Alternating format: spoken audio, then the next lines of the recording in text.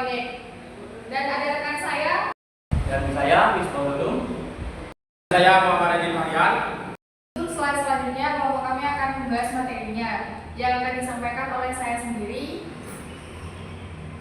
Yaitu nomor 1, tujuan dilakukannya studi kelayakan, yaitu ada menilai kelayakan finansial.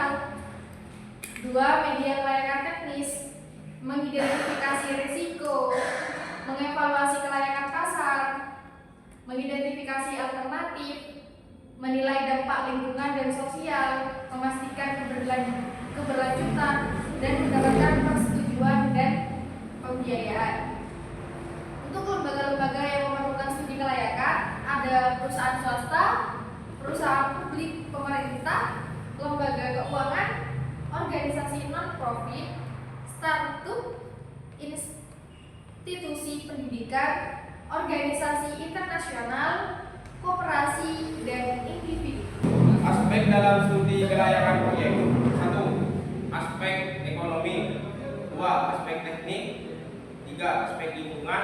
4. Aspek hukum dan regulasi. 5. Aspek operasional. 6. Aspek pasar. 7. Aspek sosial. 8. Aspek manajemen. 9. Aspek keuangan. 10. Aspek kultural dan sosial.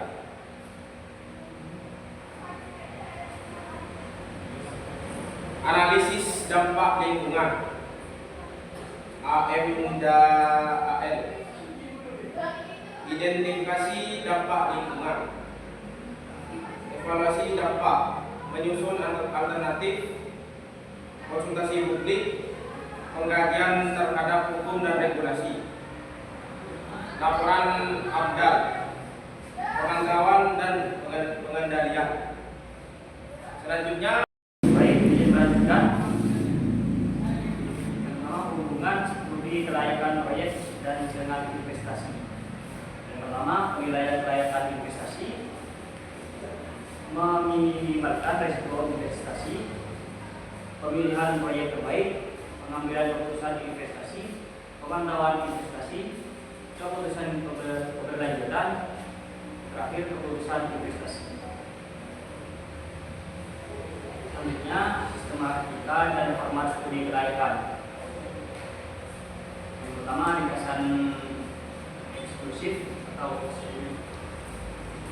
SWNI, pendahuluan, analisis pasar, analisis teknik, analisis finansial, analisis risiko, analisis dampak lingkungan, analisis sosial, kelayakan sumber daya manusia, kesimpulan dan rekomendasi, lampiran, dan terakhir data referensi.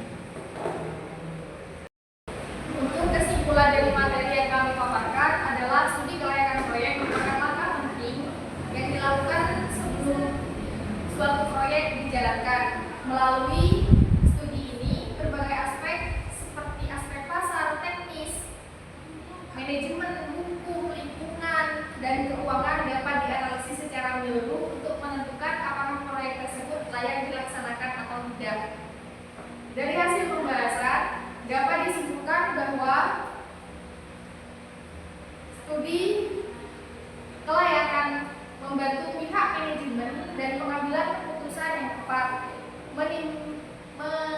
meminimalkan risiko kegagalan, serta memastikan penggunaan sumber daya yang efisien.